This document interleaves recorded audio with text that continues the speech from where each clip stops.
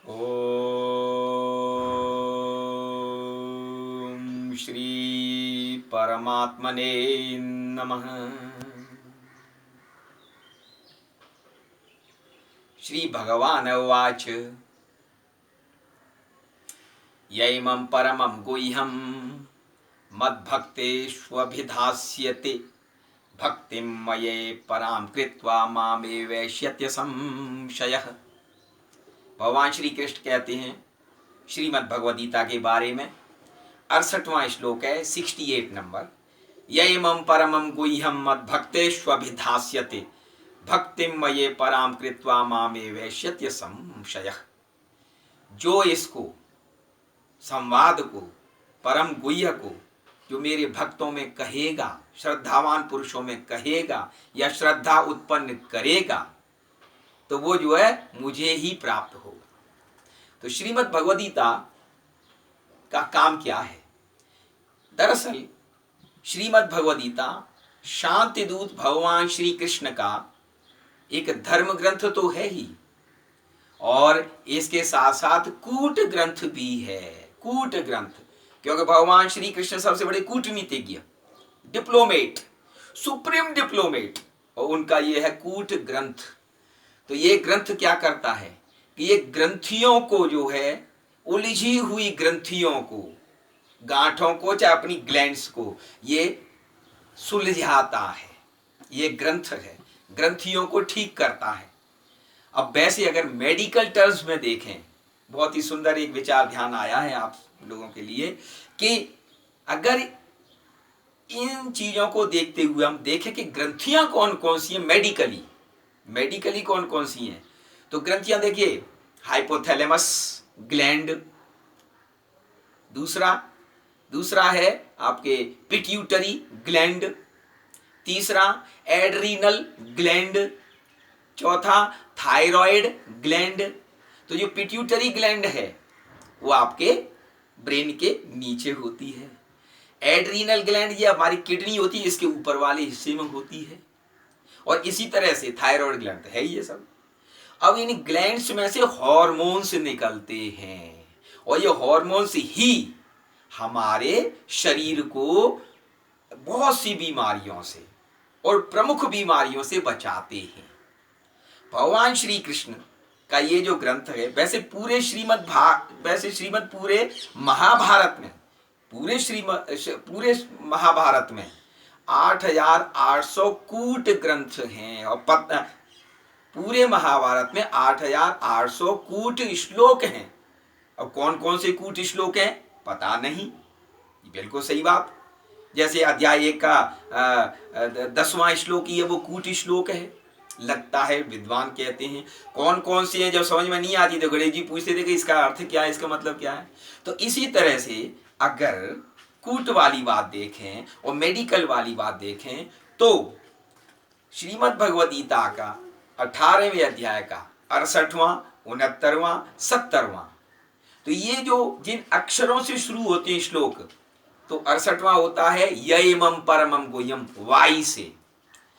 69वां होता है एन से, न च तस्मान् मनुष्येषु कश्चिन् मे प्रियकृत्तमः, और 70वां होता है, वो आता है आ से, अध्येष्यते च यैमं धर्म्यं संवादं आवयोः। तो इन तीनों श्लोकों का पहला पहला अक्षर अगर अंग्रेजी के अल्फाबेट ले लेंगे तो YNA बनता है। YNA क्या करता है कि अगर इसके अनुसार श्रीमद् भगवद गीता का हम प्रचार प्रसार करें तो YNA हमारे शरीर के पूरे जेनेटिक जो ऑर्डर होता है, जीन्स होते हैं, इवन DNA होता है, उसको भी चेंज कर देता है। डीऑक्सीराइबोन्यूक्लिक एसिड मेडिकल टर्म्स हो गया, YNA इस तरह से। तो YNA चेंजेस DNA, मनुष्य के DNA को, मनुष्य के RNA को चेंज कर देता है, और क्योंकि ये अमृत प्राप्त कराता है। तो जितना भी जीवन में जो कांटे होते हैं, जीवन के कांटे होते हैं, अब कांटे ये तो ये विचारे, इन्होंने तो कुछ नहीं बिगाड़ा, लेकिन जीवन में, शरीर में जो बीमारियां होती हैं हार्मोनल डिसऑर्डर की वजह से, जैसे एक हार्मोन होता है कॉर्टिसोल, मेडिकल टर्म्स, और कॉर्टिसोल हार्मोन होता है, स्टीरॉयड होता है, इसका केमिकल फॉर्मूला भी होता है C21H30O5। तो ये ग्रोथ हार्मोन्स जिनको कहते हैं सोमेटोट्रोपिन, और ये जो ग्लैंड्स हैं यही जेनेटिक म्यूटेशन को निर्धारित करती हैं। तो ग्लैंड किसके द्वारा प्रभावित होंगी? इस ग्रंथ के द्वारा। इस ग्रंथ के द्वारा ग्रंथियां प्रभावित होंगी, और ग्रंथियां जो प्रभावित हैं अच्छी तरह से होंगी तो बहुत सुंदर अमृत मिलेगा, और बुरी तरह से प्रभावित होंगी अगर हार्मोनल डिसऑर्डर है तो शरीर के अंदर हेल्थ प्रॉब्लम्स होती हैं, जैसे anxiety and depression, headache, heart disease, blood pressure, memory and concentration की प्रॉब्लम, सब कुछ भूल जाना, डिमेंशिया हो जाना, डाइजेस्टिव प्रॉब्लम्स, ट्रबल स्लीपिंग, अच्छी तरह से नींद नहीं आना, अनिद्रा हो जाना, वेट गेन होगा या वेट लॉस होगा। ज्यादा हार्मोन्स निकलेगा कॉर्टिसोल तो आदमी मोटा हो जाएगा, कम हार्मोन निकलेगा आदमी पतला होता जाएगा। फिर उसकी मम्मी जा करके कही मेरा बेटा तो सूखा जा रहा है, डॉक्टर साहब जरा देखना। तो सवाल ये है कि अगर ये ग्रंथ ठीक है, जीवन में अपना लिया है, तो ग्रंथियां सही होंगी, ग्रंथियां सही होंगी तो हार्मोन्स सही निकलेंगे, हार्मोन्स सही निकलेंगे तो जीवन मौज मस्ती में होगा, अमृत की प्राप्ति होगी। इसीलिए अध्याय 2 में जो कहा गया है 15वां श्लोक कि क्या कहा गया कि यम हि न व्यथयन्त्येते पुरुषम पुरुषर्षभ सम दुख सुखम धीरम सो अमृतत्वाय कल्पते।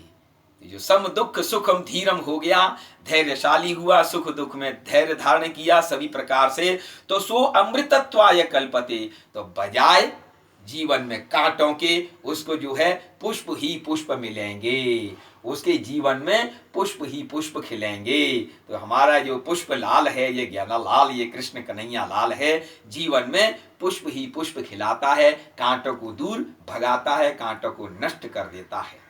तो गीता माता का ये मेडिकली ये जो YNA से DNA को चेंज करने का जो कार्य है वो श्रीमद् भगवत गीता नामक ग्रंथ करता है, और श्रद्धा के साथ पढ़ना चाहिए, क्योंकि भगवान ने साफ कह दिया है कि श्रद्धावान अनसूयश्च शृणुयादपि यो नरः सो अपि मुक्तः शुभान लोकान प्राप्नुयात् पुण्य कर्मणाम।